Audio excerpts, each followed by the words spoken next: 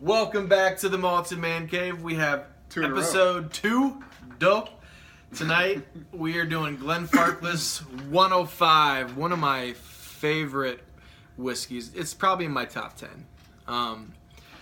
Comes in at a whopping 60% ABV, non-chill filtered, and you know what? I was about to say no color added, and I think I assume so just because everything else was kind of more craft presentation, but I don't know that because I feel like they don't. I'm sorry guys, I should have done my research. I don't think they do, but it's possible that they do. Anyways, Glenfarclas 105. There is several different versions out there. It always used to say that it was aged 10 years. This one, actually on the back, it actually says aged 10 years, but some people I feel like have a version that isn't. I don't know. I've always had bottles that said aged 10 years. One of my favorites, and actually, I didn't really want to share this with Dave. There's only this little bit left, and normally when we do a review, we each get a little dram. We get our notes and whatnot, and then we do it again, and we pour another dram as a review it. But I decided that I love Dave, and I was going to let him have some, and that we had enough to do a review. Thank you. Because I didn't want to do a review by myself. It would have been better with you here. So, as Hardline DK says, it's always better when it's always better when Dave stops by. When we're so both together.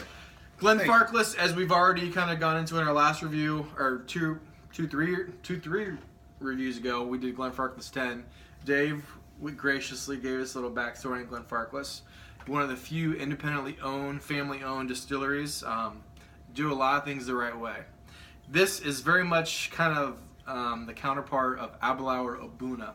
Just a whopping, just cask strength, first fill sherry cask in your face, and this is kind of considered to be a little bit more consistently good than Abelauer Obuna, which I love the Obuna, and I really haven't had a whole lot of bad batches, so I can't really attest to that. That's what people say. Whatever it is, this stuff is freaking amazing. So, without further ado, is there anything that you want to say about Glenfarclas? Well, I just had a question that popped into my mind. The bottle is dark. I know with beer, dark bottles protect the alcohol from the sun's UV radiation. Is whiskey affected by UV radiation? Absolutely. Okay. If you were storing whiskey, keep it in a dark. Yeah. A dark. A pit of despair? Down in the malts. If you guys want to store your whiskey, bring it on a call. over. We'll keep it down here in the Malted Man Cave. Plenty of room in our bellies. It is affected. It is affected by light. You want to keep it somewhere where it's dark, unless moist. It's in this bottle. Yeah. So absolutely. And I think I think they have these dark bottles, just to be different. It looks cool, but I kind of have a little theory that I think some of their range has color added. Or at least it used to be. I think maybe they've gone away from adding color and they don't do it anymore. But I think at one point, I feel like they had dark bottles to hide or whatever. What's done in the dark? Man, I'm struggling tonight. I actually think I'm saying that backwards. I think that they do not add color. Yes. Yes. They used to. They don't add color. And I think so that makes their whiskey a little bit lighter, and to some uninformed, ignorant whiskey people, they think that it has to be dark to be good, which we all know is not true. Right. So, sorry guys, it's been kind of a long night. We've been drinking. I've been out in the sun mowing and doing yard work. We had a really good conversation. Yes, we did. We've been friends for how many years? Long time. 25. Yep. And we had one of our good conversations tonight. Oh my gosh. It's nice. You should always have friends that you're able to disagree with and feel better for it. Well, it's not that we disagree about One day we're going to do some questions of the night that get pretty deep and political. Not until you love us. we don't want to be divisive to our viewers, since we know. But we've been friends for a long time. Without further ado, let's get into some whiskey. All right. You want to start us off? Yeah. The first thing is... Oh my gosh, it's so good. I know. As soon as I smelled it, it reminded me of... We in town, we got a new coffee shop, and everything is just out in the open. And walking in there reminded me of it smells like a coffee shop to me. A little bit of chocolate, yeah, coffee grounds, espresso maybe would be more specific, like a very dark roast, a very strong coffee smell. Chocolate, but kind of like a burnt chocolate, like I left it on the pan for too long. Yeah. And then lastly, sherry, very sherry to me. Very, very sherried. Anyways, that's what. I think I should have put some water in this one, for me. Go put some in.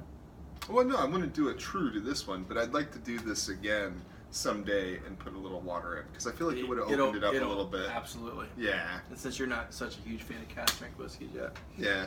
All right, so on the nose, I get butter, brown sugar, milk chocolate.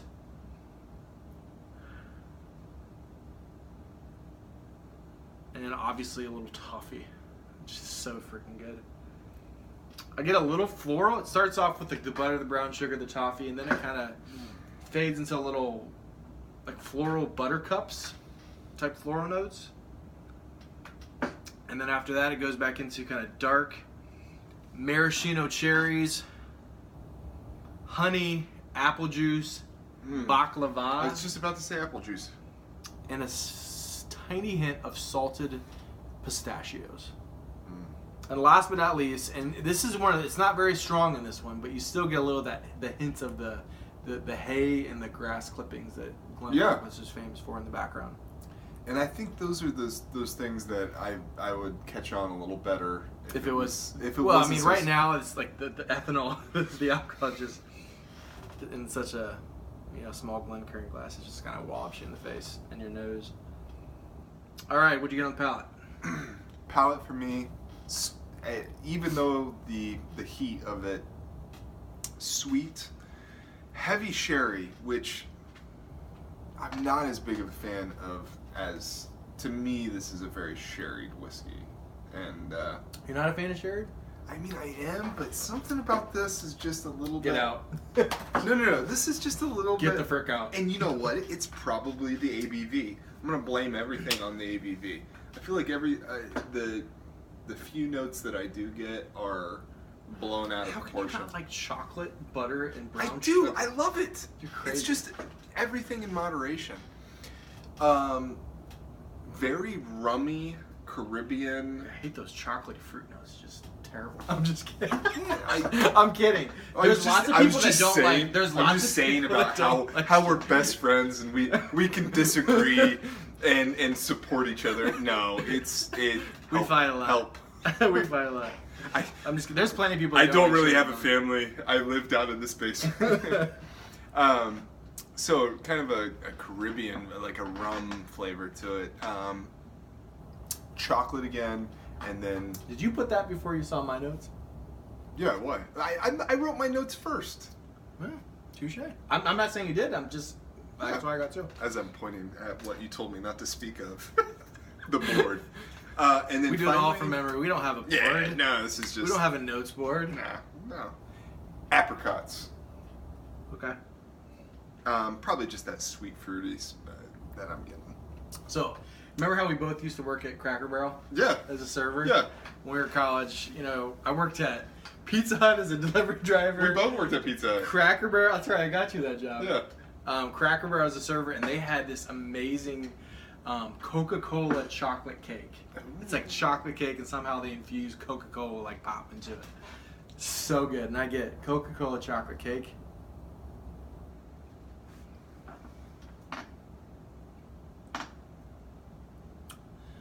Sweet, creamy, like melted toffee. Okay, it's yeah. Melted. And then the reason I said the thing about the rum is because I put like a spicy like rum raisin bread, like spicy rum raisin like oatmeal bread. I saw you leering at my notes. So you thought I was stealing off you that whole time. No, I was like, wow, you got that too? That's where I thought it was more impressive than. What else you got? Again, you get that delicious honey backlava. I said this in one of our other reviews that we did together. Baklava is kind of a Greek dessert. It's like a pastry with honey and nuts. And what else is in baklava? It's like spices, I think, of some sort. Is it really layered? Like very, yeah. It's so good. Buttery. Buttery. Yeah. So I get that, the rum raisin bread, honey baklava, and lastly, chocolate-covered cherries and strawberries. Just freaking fantastic. You love you some chocolate fondue. I do.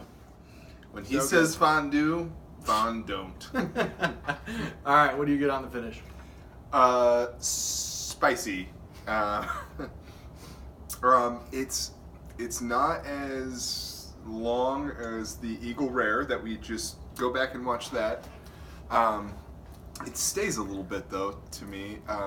The sweetness at least stayed for me. The spiciness goes away pretty quickly, and then the sweetness stays.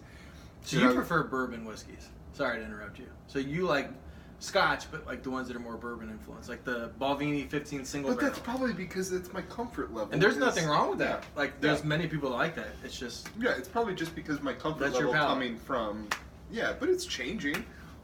It's okay to change. Didn't you like the last one we did, the Ben Riach 12? Yeah, but I'm telling you, I'm thinking it's just because of how I go put some freaking water in it. Stop. I'm kidding. I don't want to taint the review. All right, and then my last note was comfortably numb. It just leaves your tongue a little hard to speak when you get this down. So for me on the finish, I put a long, like chewy, like toffee finish with honeyed baklava, cocoa, and dark fruits.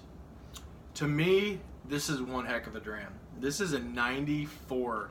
No, I'm getting a little too ahead of my 93. Boom. Out of 100. This is one of my favorite whiskeys. I think if you water it down, you'd enjoy it even more. We should have done that.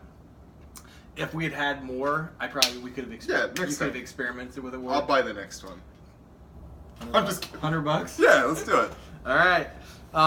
What did you get? Malted Man Cave Mark. Malted Man Cave Mark was an 89. Oh, I thought you were going to do like an 83. No, it's good. I liked it. Even the sherry, even with the how strong every flavor was, every note. Here, make a man out of you. Yeah, but the hair is just ping, ping, ping, ping. Anyways, it was good. 89. That's strong.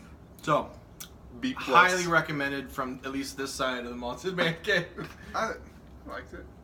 I'm glad that you're honest though. I'd rather you like actually say exactly how you like it than like.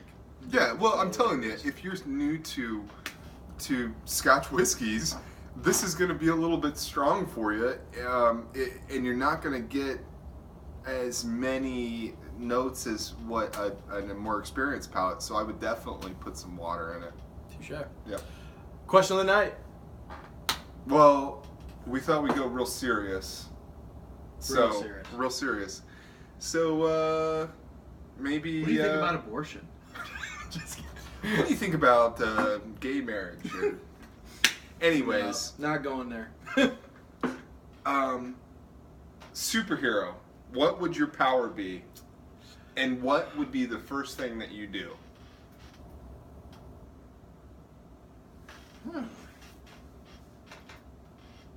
I know it's so cliche. Mm-hmm. But I'd have to go with flying. Ooh. I'd have to. I mean, I know that's like probably the one that most people would say. And there's like being fast like the Flash, or being able to like X-ray vision. Yeah. Beep, beep. Be a creep. Peep. I would have loved that in junior high. I think just that, flying just, I mean, could you imagine what that'd be like if you just fly? Oh, yeah, it'd be incredible. Have you ever... And if I could fly... Yeah. Go ahead.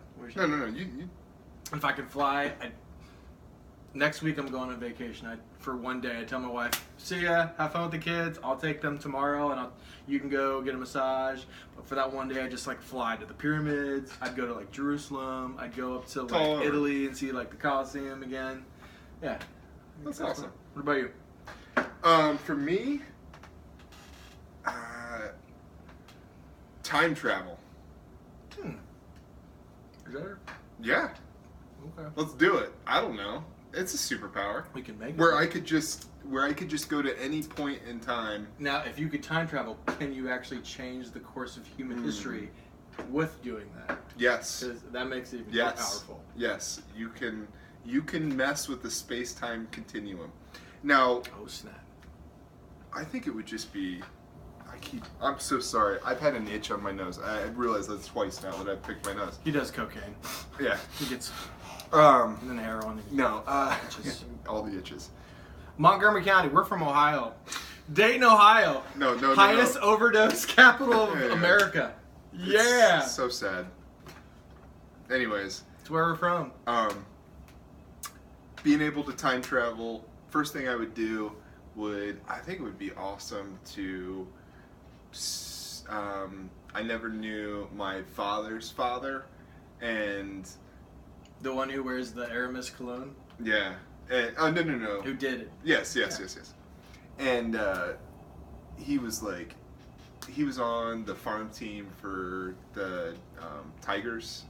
Oh. Like, he was a really good athlete. Just a really good guy. He raised my dad, and my dad's the greatest man I've ever known, so... Other than me. But no. No. I'm just kidding. But anyways, yeah. Cool. That's what I would do. Alright guys, actually, if you want to, we would be happy to take any requests for questions of the night. Anything you want, feel free to ask. It'd be something fun to do. We love drinking whiskey, but we think it'd be fun. It just gives us something fun to do in our old age. We both have kids. We both have jobs. We work hard. We love our families. We take care of everything. It's nice, just like maybe once a week to get together, hang out, drink some whiskey, talk about stuff, and do stuff fun. So, if you have any questions for us for the question of the night, feel free to shoot them to us on YouTube. Subscribe, like, and have a great evening. Sláinte.